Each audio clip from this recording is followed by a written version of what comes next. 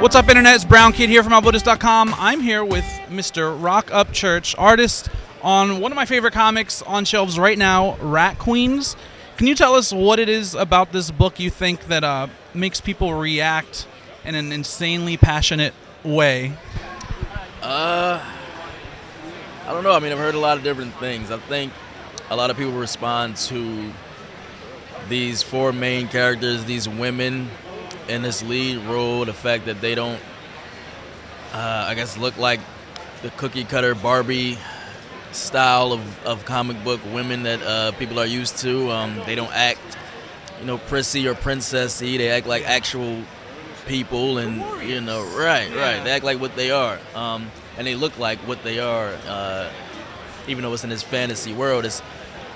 I think that part of it is kind of grounded in reality, and people kind of relate to that. You have an arsenal of expressions for your characters. I'm an aspiring artist. I'm sure some other people would want to know, how do you kind of nail these expressions and kind of make them their own punchlines, in a sense, to some of the gags you guys do in this book? I work with a mirror in front of me.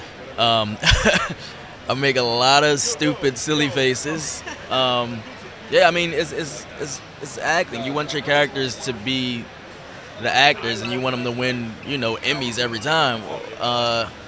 So it's about pushing the expressions as far as you can push it without it looking silly, but you want it to convey whatever emotion or dialogue or whatever that is supposed to be there at the time. You want them to be able to see it and read it without even reading the words.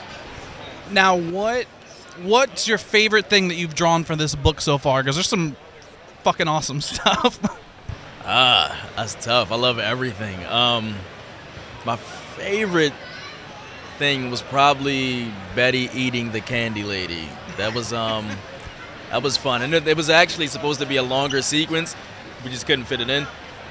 But yeah, that was a good time. Yeah. What was the longer sequence? How was that going to play out? Well,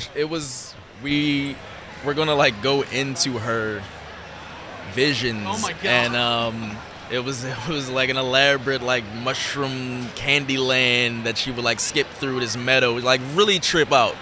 And but it couldn't fit.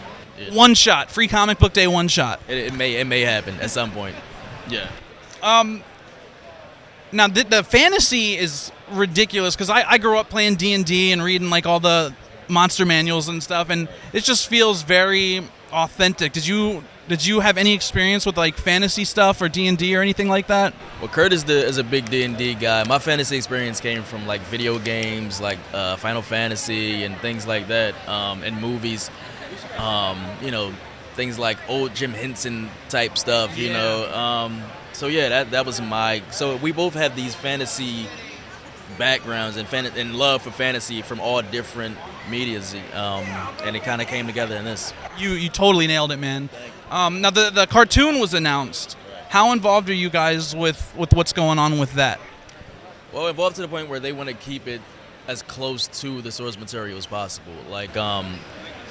We talked with them, and as far as dialogue, they want to keep so much of the dialogue because it's so much of what it is, and the art, and they have they're keeping the expressions and body language and everything like that intact. So yeah, it'll be a fun process. Any clues to what time we can expect to see it?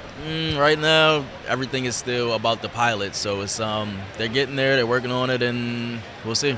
Now, to anybody who hasn't read Rat Queens, sell it to them. This is your chance. Sell it. I'm not a salesman. If you like blood, guts, sex, violence, dick jokes, drugs, check it out. Rat Queens, check it out. Add it to your pull list. It's amazing. You won't regret it. Thank you very much, man. Thanks.